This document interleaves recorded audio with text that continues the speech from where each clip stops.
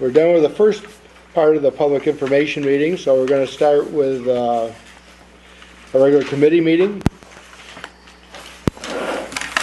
I haven't received any communications. Did you get any emails, or did the village get any comment cards? No, not. All right. So I guess that we're all set with that then. So now we're going to go to the committee reports.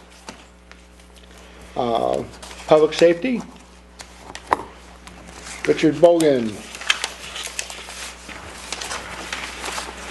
I apologize for the late hour that I submitted this to the chairman. A little busy today, but we did get the report.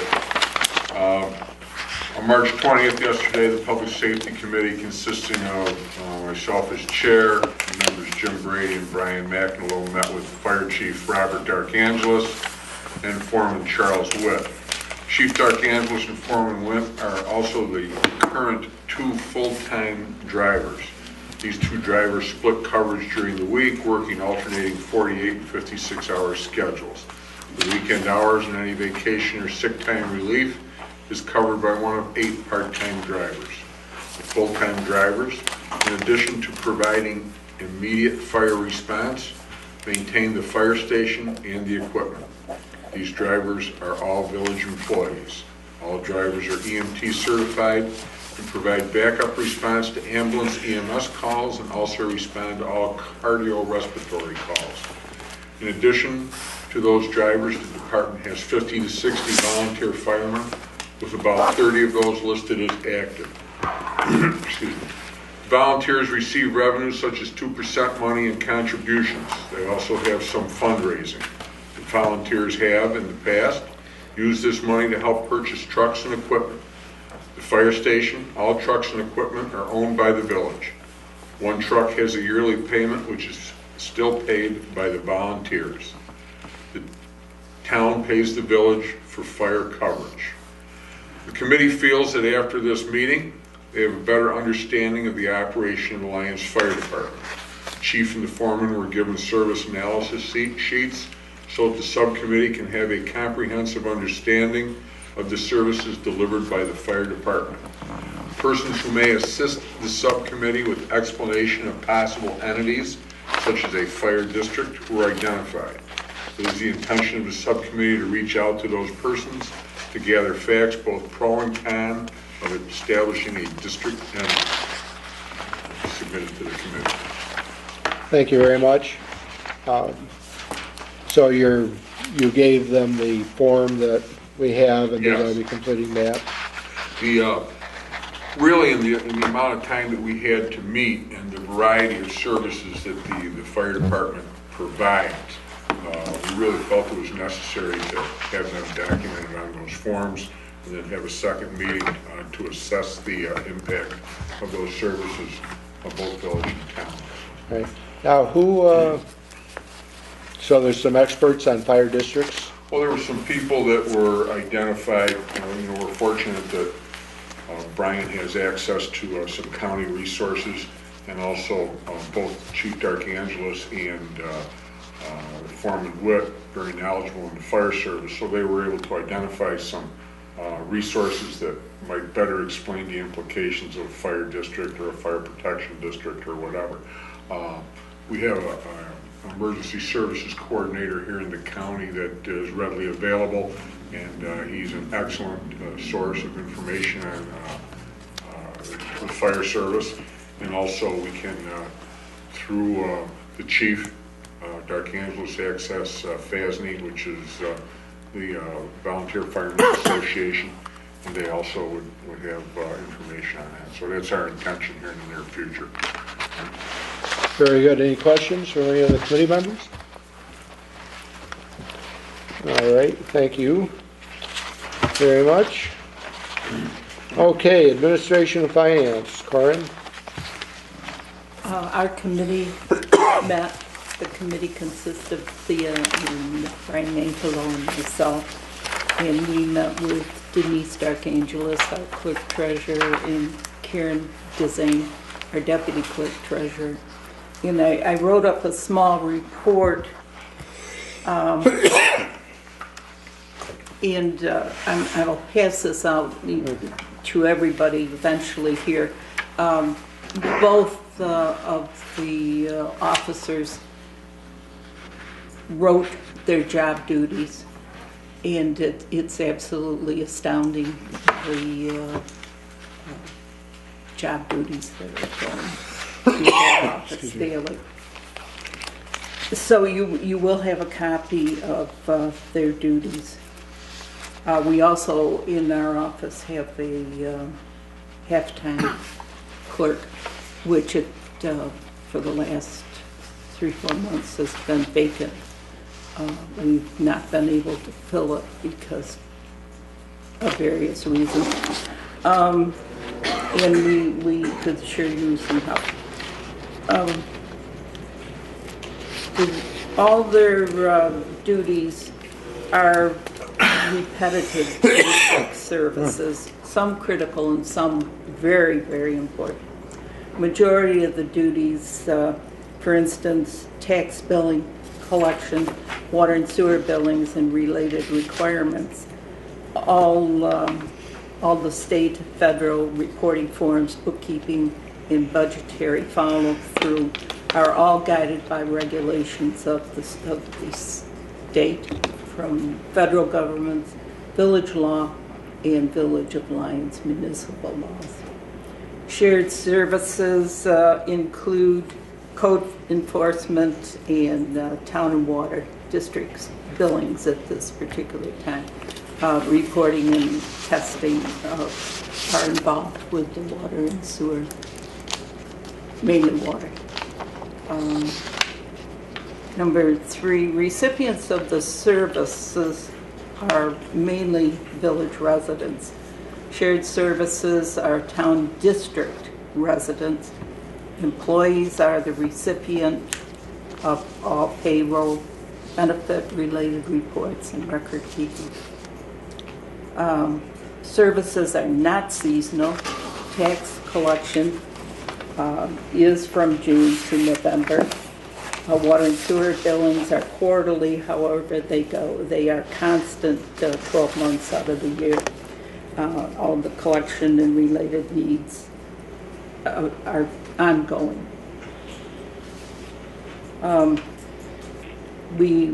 One of the questions was weather response, and it doesn't affect the administration. The staff positions are clerk treasurer, deputy clerk treasurer, and the part-time clerk. And our office hours are 8 to 4. Additional evening meetings is required. Full-time officers are salaried, and the part-time clerk is an hourly rate. Equipment, obviously there are things like computers and adding machines and that type of thing. The only thing I addressed here, and we talked about it at our meeting, was how our computers would integrate. We have software and hardware for water billing, payrolls, and our bookkeeping is different. We have a Gemini software for our bookkeeping, and I believe the town has Williamson Law Book. So we did discuss that fact.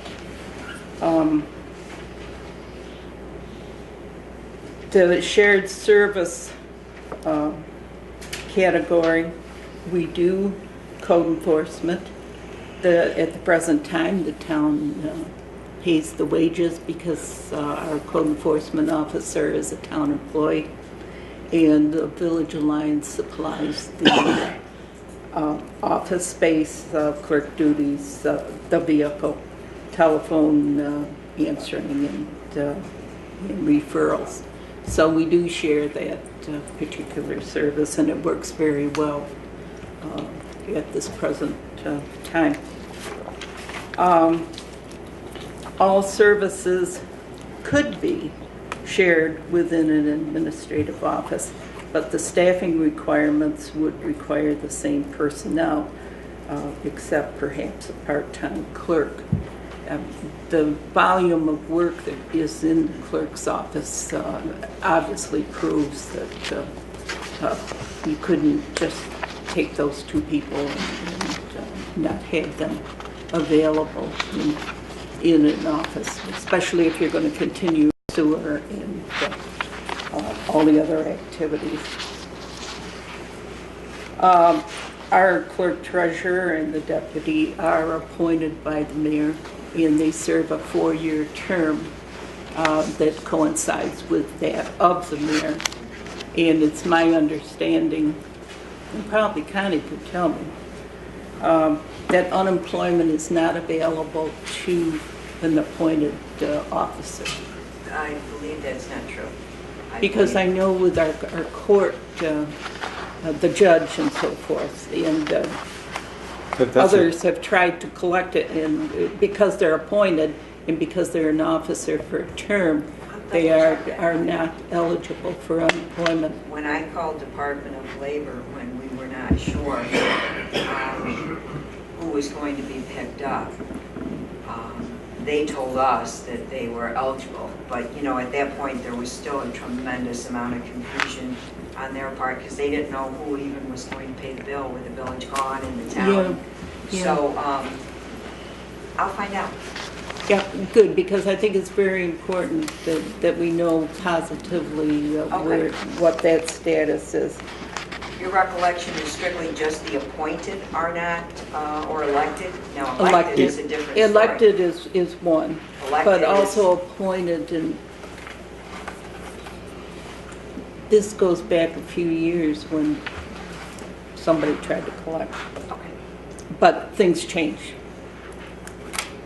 Elected for sure. But I think we definitely need to find that out. Yeah, we're not. And just as you go through the duties, you're going to be amazed. And there's a lot of references to water and sewer.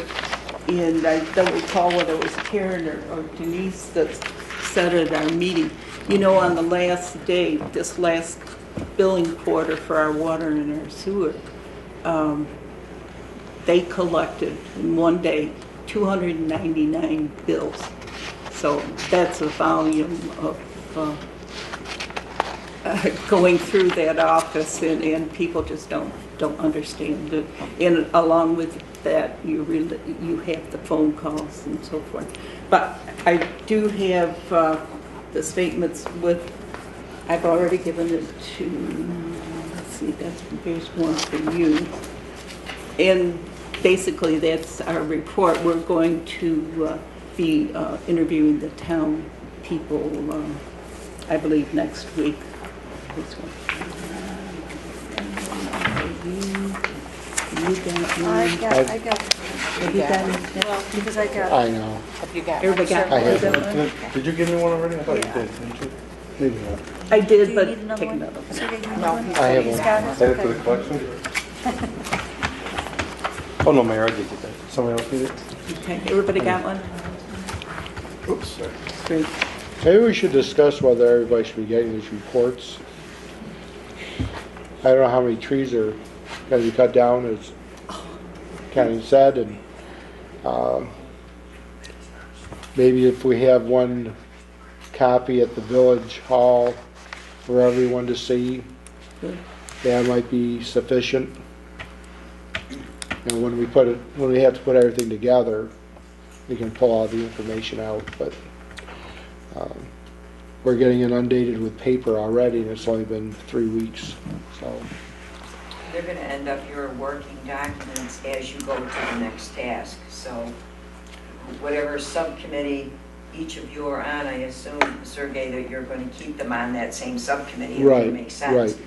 So they're, if the other ones want to see it, they're certainly welcome to, but really the subcommittee that is involved with it generated that paperwork are going to need it for the next go around. So, I'd like a copy just so I could have it, but it's up to committee chairman, subcommittee chairman as to whether you want to hand it out to everyone. Okay, water and sewer. John? Yep. Well, don't yell at me, I already made copies.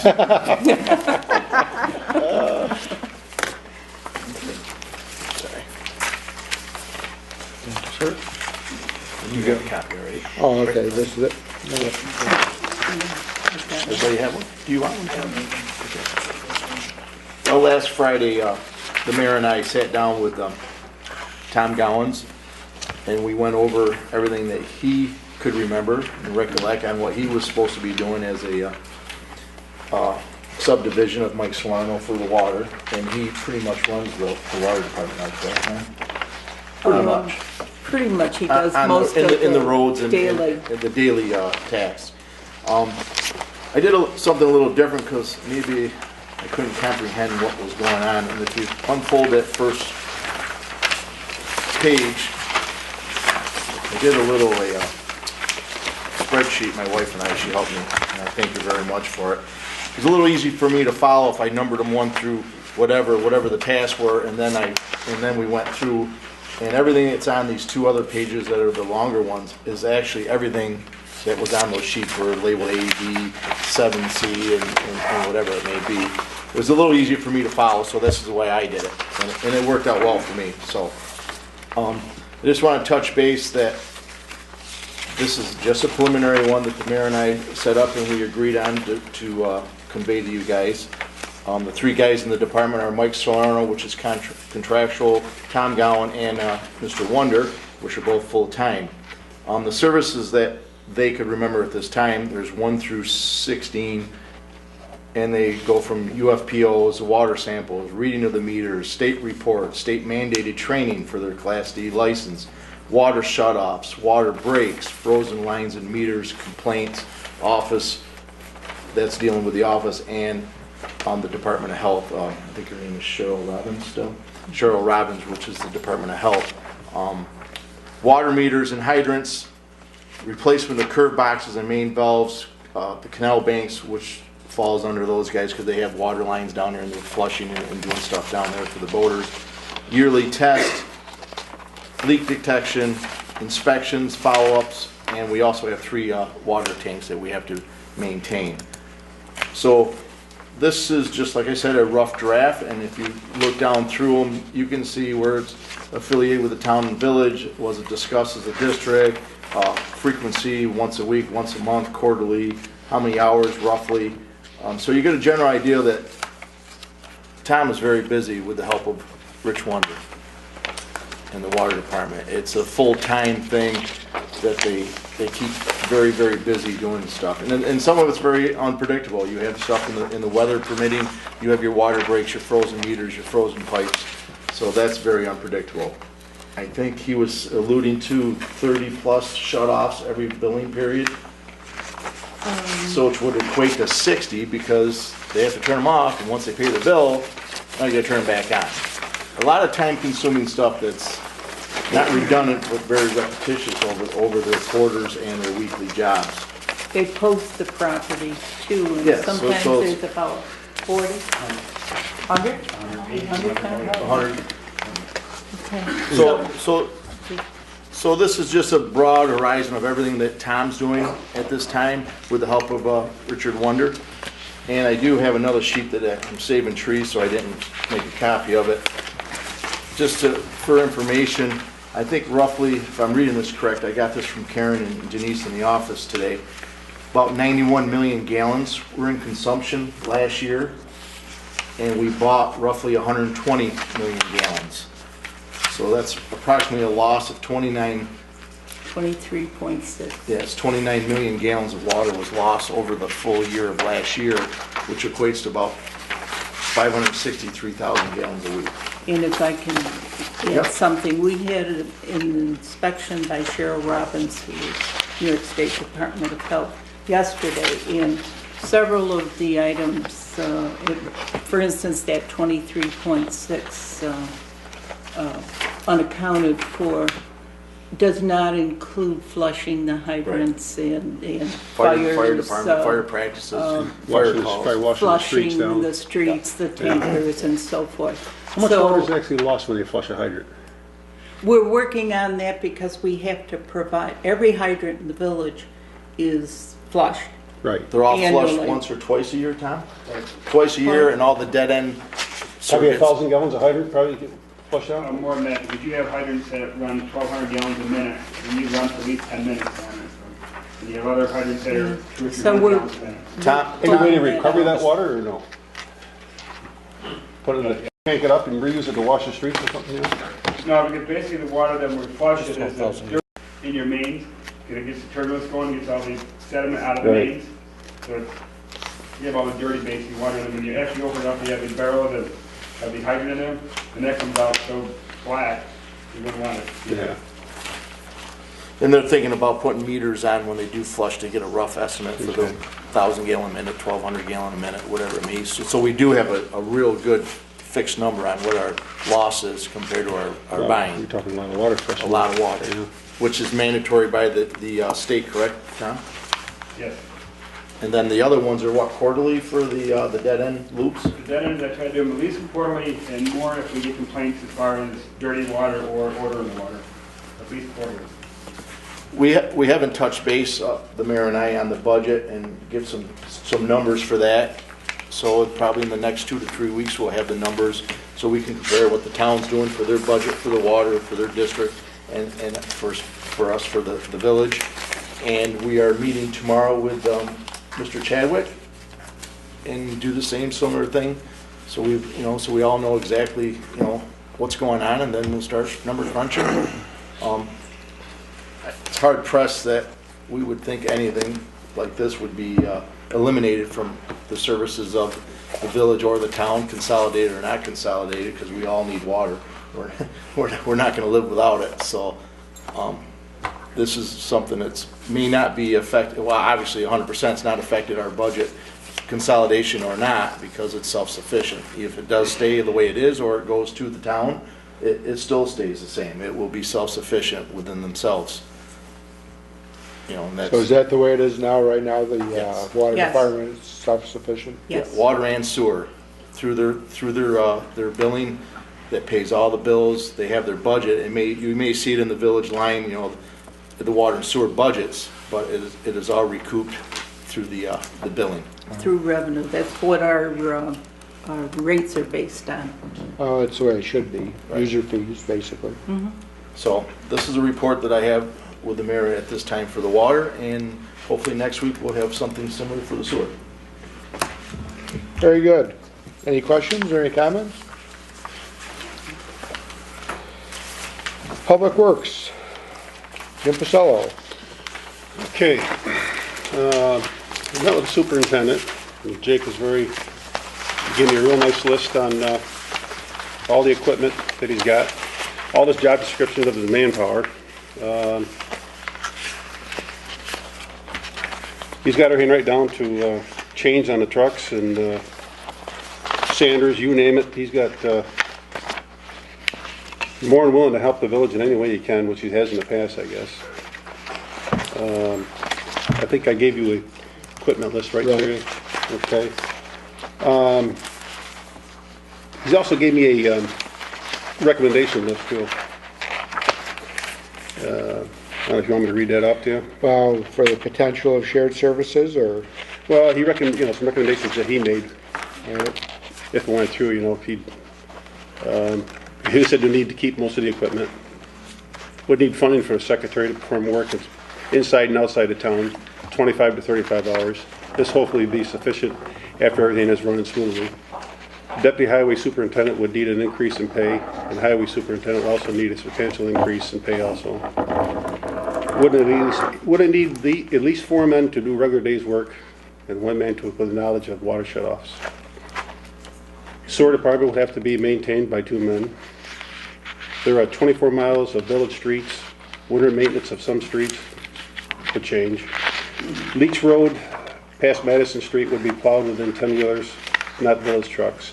Now, on this here, he didn't put down all the way, but he's talking that town trucks would take care of Maple Street, Layton Street, Canal Street, all the streets going out.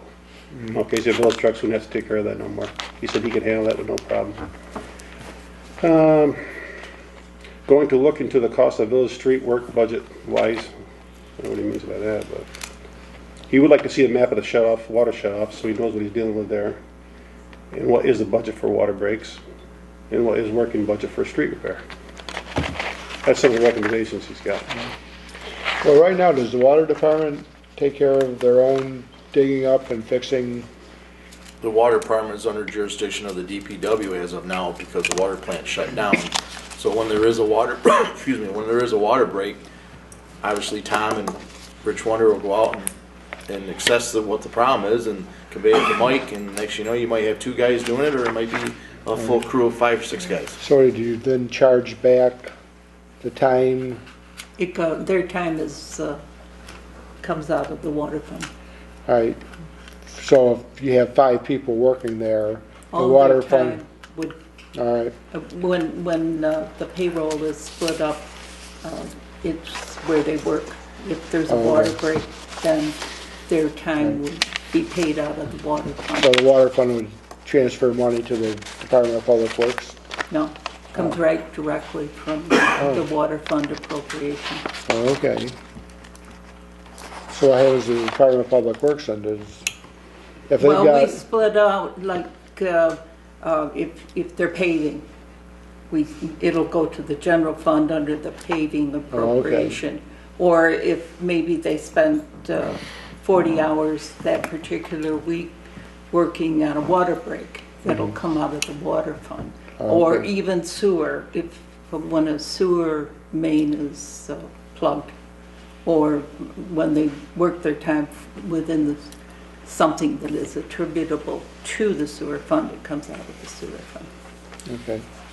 Mary, do they have all maps on all the water valves and stuff like that for locations? I'm not sure. I know we have the water lines in. I know the we water just- lines, I think you do, but shut-offs, main shut-offs and stuff like that. I don't know if you're Yeah, doing that. we're trying to compile all that stuff. Okay. Just today we got a copy of the hydrants. You know, some of these things, they're all over the place. So we're trying to compact Okay. them and make sure they're all in one place. Right. I don't know, Tom, do you know if you We have a map hung at Mike's office at the barn, which is a basic outline of the entire village, and that does have the valve location on them also. It does I show. know Any we, updates from, I think, 1974 on, we don't have that down there now. yeah, we're keeping track now of the water breaks. You know, we know what's happening on any particular street in the community, so that if we're applying for a grant, we can say we Right. have X number of water breaks Yeah. within whatever the period of time might be. I think unfortunately we use a lot of mind power and people's memories over the years between. Right, it gets what's passed shown, down. And it gets passed down, and if it is passed down, it's great. If not, it may But there might be a little- some hidden ones out there that nobody Yeah. knows about too. Yeah. But between Tom and Rich and Chuck Witt and Bob Angelis and Butch is right around the corner, there's a lot of people out there that can help Right. when in need. Well, that But it probably- should be all It should be documented. documented anyway, Yeah. because they're not all around. Right. Might Right. not be around forever.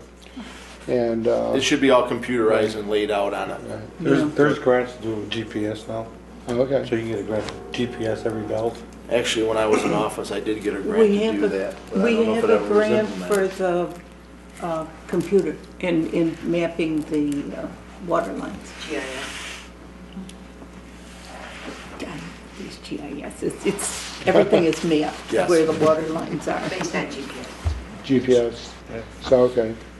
Jim, you said half-time clerical, he's looking, who does his clerical now? Though I know, I don't think he has one. does I he? know the girls in the office, the village office does all the water. So is he talking as if it was dissolved and the town took over the water? I think if he's talking Is if it's that what he's dissolved, he'd talking? need more help in the But line of the the town paperwork. girls don't do any, Yeah, they do it now. they do it now for, But if the village was dissolved, right. he would not need that position. The office could take care of that position for him. No, I've talked to Mike from the village, and I ended up getting a list of equipment, Right. right down to the trucks, tractors, the whole 9 yards. Gave me a list of job services too that they do, and I tell you right now, he's got his hands full. Well, they're busy. I mean, there's he's got a schedule, and actually, I got you a copy, Sergey, right there, for Mike.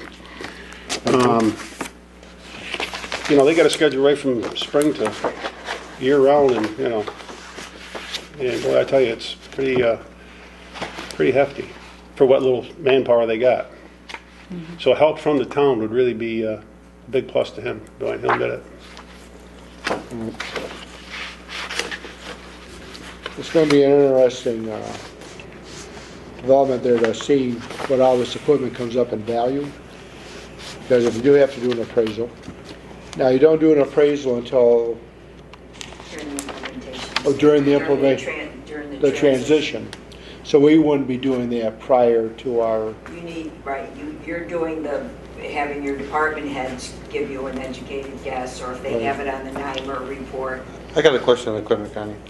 In Jake's report here, he says he wants all the equipment. Okay? So now where does the town board fit into this? Where the town board will make the decision, if it is not addressed in the plan, then all of the assets will go over to the town. If you and your departments decide that that any excess would be sold, or however it would be done, but ultimately, Brian, it's up to the town board. Because I would think that looking at the equipment, I know equipment. I mean, that's one thing I do know. I don't know anything else, but I know equipment. There's a huge amount of duplication. I don't think that's what he said. From what Jim No, said, right. he wants all of the town equipment he would want to keep.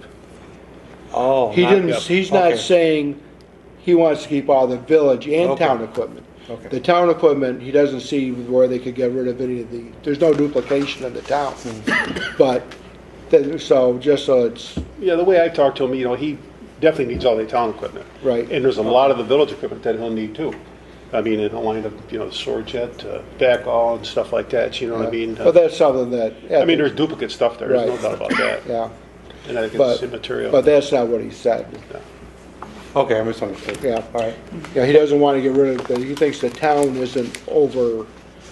doesn't have too much equipment right now, overabundance of equipment. And so he wouldn't get rid of anything he has. But he didn't say anything about what Okay. the village would do. And the other thing he said in there was he would plow the town, or the roads going out of the village. Right. So has the manhole coverage changed? Now I'm asking you open up a whole can of worms. No, I'm just in the place. I don't know why this hasn't been done before. Yeah, I mean, why well, can't- Manhole coverage. We've been told that the manhole covers are too high. Because we've talked to our highway superintendent about dropping the plows and going when they go out of the village. Well, we can't because the manhole covers are too tall. No, Brian, you go down to the village barns, I've been down to the village barns. When them plows trucks are sitting there on that concrete floor, Yep, I don't think you got quarter of an inch between that blade and the concrete on the town trucks and village trucks. So they're about the same. Right. Okay, Does the town use the skid plates? No. sorta. Okay. They have a different style, but yes, we do have them on there. Not much What's difference. it? Not much different, no. They're actually the shoes that Yeah. the plows are actually supposed to run on the shoes, not on the blade. Okay. And the blades are whatever. But I think nobody likes to run around the shoes. They want to clean that road down so nice and clean so they can, That's why got a good job. And I then manage in the streets in good shape. Yeah. The shape it is. All right, thanks a lot, Jim. And so Say that low, right? So you're taking care of the highway portion, the public works portion. Now, I guess the parks would be the next step, that's the next step. all right? Now, when we're talking parks, The village is responsible for all the village parks. So they maintain them okay. and everything else. So I guess we need to know what kind of, obviously, the manpower has already been included think- for that. I already looked at the sheet and I was talking to Mike about it. And I guess he's got Ben So Sled that that's mostly all- goes around mowing and that's Okay. probably about it, takes care of it. The Yeah. laborer pretty much takes care of. Some part-time work that's hired in the, And then in the summer, Right. traditionally, we've had 2 laborers who help out with the flowers, the weeding and Believe it or not, mowing. that was the one comment I've been hearing for the last 2 years was about watering the flowers on the weekend. Well, Why do we have to pay somebody overtime we're to changing water the that flowers? this year. This year, we're going to have the laborers work. One works Saturday, one works Sunday and do it. Oh, okay. We can put a water tank on the police Because of car. a union contract. You gotta remember, we have a union contract. And those flowers, and the recommendation of the florist, where we purchase them, and you can see yourself, if they don't get water Oh, yeah. every day, especially when you have the hot spell. Yeah, when it's they 95 just degrees droop. out, yeah. Now, if I had flowers in front of my place on 31, I'd water them myself. I wouldn't expect the Well, village to they come down here and do can't, it. the hanging baskets. Too high? and, Yeah, they have that little, you don't see them with that little cart. Oh, yeah, I see around? it. I I know. ride my bicycle through the water on my way to work. I see, everybody sees them. So the kids can't water it, so the union employees have to water. But they have said, unofficially, they have said, go ahead and let the laborers do it. But before, it has been the senior man in the union contract is offered any of the work first. So that's $30 an hour roughly. Well, Well, Probably more. but that's discussions that will, All right. you know, so those are personnel matters and we won't discuss yes, that. right. But, Just one question on that. If we did shared services, let's say the town wants to come in and help do the leaves, how does that go against the union contract? I wouldn't think that would be a problem. To be honest with you, at least with the Teamsters are working with the village. And they understand this whole situation, No. of what's going on, and they are, Excuse me, but if the village is dissolved, would you still have a union? no. Okay, that'd be done. you know, yeah, that's part of it. You Right. know. All the village contracts would end up being dissolved, and that's why you'd have to have the union and village and attorneys sit down to Yeah. determine how everybody's sick time, vacation time, longevity, how that would all be Exactly. handled. So, but that's farther down the road. So, So Sergey, you got a copy of, I got a copy of everything. okay. Thank you. Jim, can I have a copy of that to file in our office? Yes, can I make you up Because one? Well, I don't have an extra. They'll do it for you. Oh, okay, sure. Sure, I'll but give you- just bring it in and. Just bring it in, they'll make or- copies. Okay, all or right, I'll do that. I'll whatever. Give it to Denise. So if we or want to whatever. see a copy of that, Actually, I got, you know something, I got a Yeah. copy for Yeah. Connie I made up. Would that work or no? Copy for. For Connie? That, for Or for minutes? which Yes. kind, for that, Oh, okay. All right. Connie, I'll drop it off, yeah. Yes. Wheels. oh, Well, you can just give it to her now. Yeah. okay. I don't know if you want to put that all into the minutes. Yeah. I better give it to Sometimes you can Corinne. do attachments. Yeah, know, but you and- could, But we Sometimes you don't can't need. open those attachments. you could just say it's on file at the village office. Yeah, that would be good, So, wouldn't it? Yeah. yeah. Okay, courts. Well, you talk to him. All right. Well, I talked to Larry and Hartwell, Justice Hartwell, Judge Hartwell, whatever he is. And I talked to Julie, I talked to Mrs. Perry, and got the information about the number of court cases seen in a year. This is for 2012, and the revenue derived from that. Now, with the village court, in 2012, there were 2,052 cases handled by one full-time justice and then the part-timer that would fill in when the full-time justice was missing. So that averages 160 cases a month.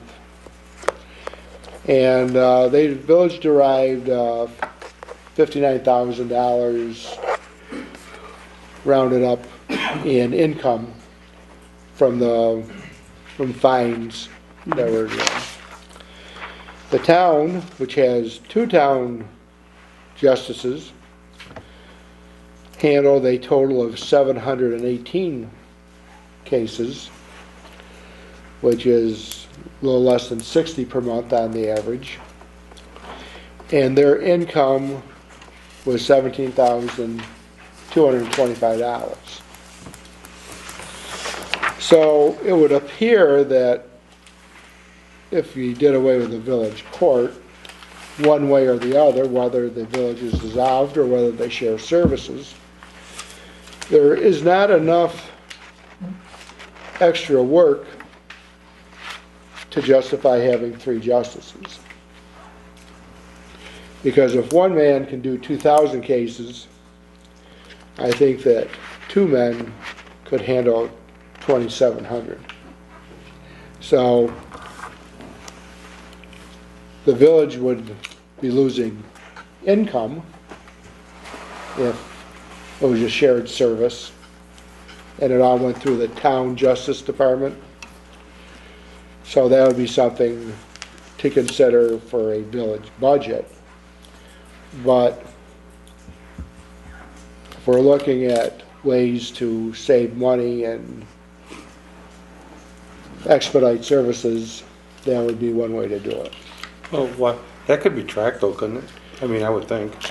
Even if it was a shared services in one location, 2 judges, you still could keep track of the revenues coming in. Yeah, you could. I could be wrong, but I thought it was, and the chief might know this, if we go to one court system and the ticket was issued in the village, even though the town, It goes to the village. It goes to the the village will still receive Right.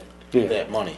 All right, but how would that be It says applied? regardless of whether a village has its own court, a village receives the fines resulting from dog control violations and violations of village local laws, i.e. parking ordinance, other than speeding, as well as the local share of the mandatory surcharge collected on handicap parking violations. My question though is, the village, if the village isn't dissolved, we cannot do a shared court until Larry's term is up. It says, the local law, it says the village justice only takes effect, however, upon the expiration of the current term of the office for the village justice. So we wouldn't even be able to do that until his term would be That's up, good. if it wasn't dissolved. But if the village is dissolved, is that law kind of voided then? Well, it would have to It would be, the have village to is be. I gone. would say there's no That's the way I village. would- There'd be no village justice anymore. Right. So, but my question then would be, how would a portion of the village revenue go back to help pay for the town justice? You get to keep the money, but if the town's paying for the services, But wouldn't that the depend payroll, We'd be if you're paying for it in our dissolved or not? taxes for the justice and. Pardon?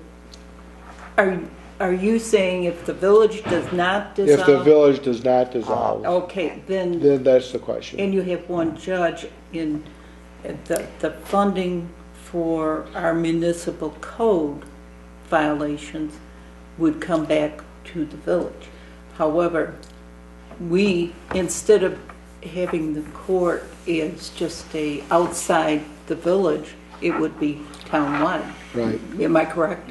It says It would be townwide. however, if a village chooses to abolish the office of village justice, the village will no longer be entitled to the fines imposed by violations of vehicle and traffic law occurring within the village. Furthermore, fines imposed by a town justice court for criminal offenses that occur within the village will now be the property of the town.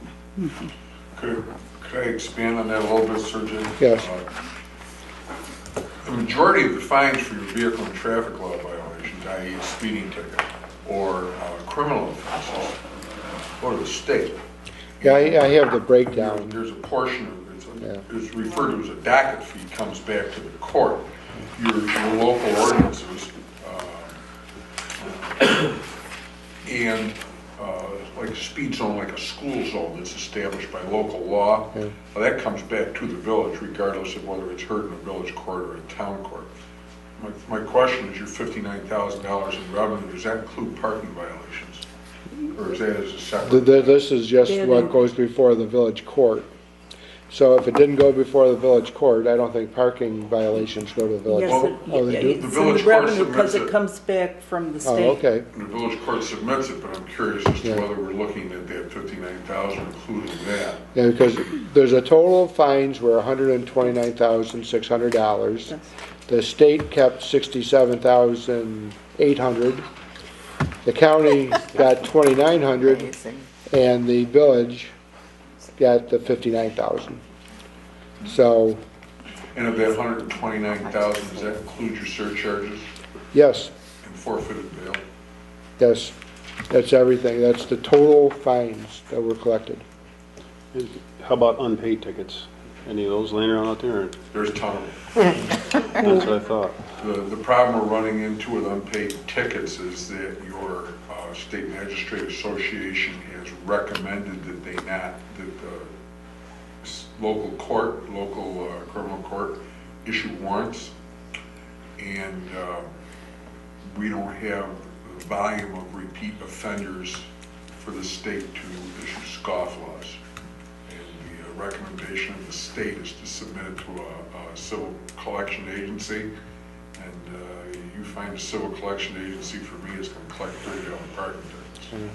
So we get more and more. Right now, we're sitting on somewhere between $6,000 and $7,000 worth of unpaid parking tickets at any given time. And I spend some of my spare time finding them, and our parking enforcement clerk spends a lot of her spare time hounding. So if somebody gets a parking ticket, they don't pay it. If they're from out of town, basically we lost, right? Pretty much, yes. We can, if they end up with 3 unpaid parking tickets within our jurisdiction, we can prevent them from re-registering that vehicle. Okay, that's a But plus. you, But there's a lot of paperwork involved, I'm sure. a lot of people don't go to the trouble of getting 3 tickets for us. We could boo, but, you know, then you have an issue with the cost of the equipment and manpower for that, so. All right, well, we won't advertise that you're not collecting it. Oh, yeah, we're on You YouTube. get a parking ticket.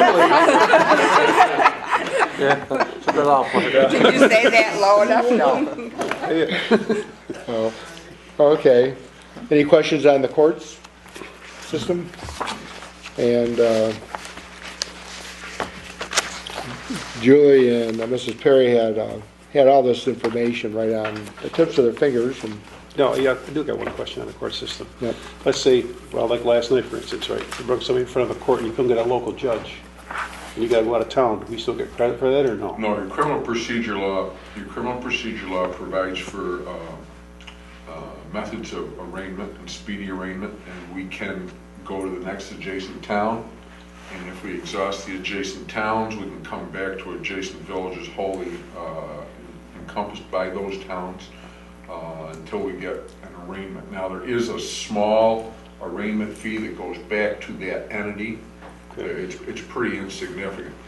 Then when the person actually makes their appearance in court, which is the next appearance date, that becomes the jurisdiction of our village court, even though it was arraigned, say, in the town of So they come Arcadia, back here? and whatever fines or surcharges that the village may be entitled to would come back. But if you're going to go to the trouble of finding an adjacent town justice for an arraignment, it's going to be something that you know, it's certainly not going to be a dog violation. It's some criminal. Well, I hear it on violation. DWIs and stuff like that. In DWI. Well, now your DWI fines go to the county and supports the state DWI program. So it's pretty convoluted. Yeah. okay. Any other questions? Okay, that brings us down to zoning and codes. Well, I don't have a written report, but I did take up 2 of the application, you know, the sheets for the people at the village to fill in. I took them up to Denise and Bob, for Denise and Bob, but we were hoping for an easier form. Yeah, Because when I took it up, she said there was a possibility we might have an easier form to use than that one. oh, all right. Well, So we're, Is it kind of a must that we use that? Because I'll touch bases back with her tomorrow. doing, Yeah, well, that Queen just gave me. all right, so this is what, That's interesting too.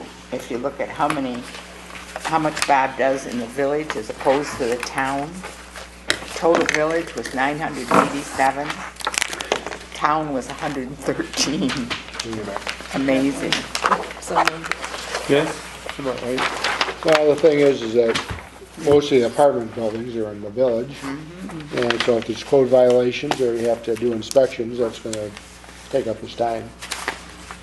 So, The other thing that's reflected that drags some of the disparity is that the police department in the village, as they have contact with persons, a lot of them in non-owner occupied units, report on an informal basis to the code enforcement looking for a cooperative enforcement on some of these issues, where there really isn't an entity out in the town reporting back to them on issues there.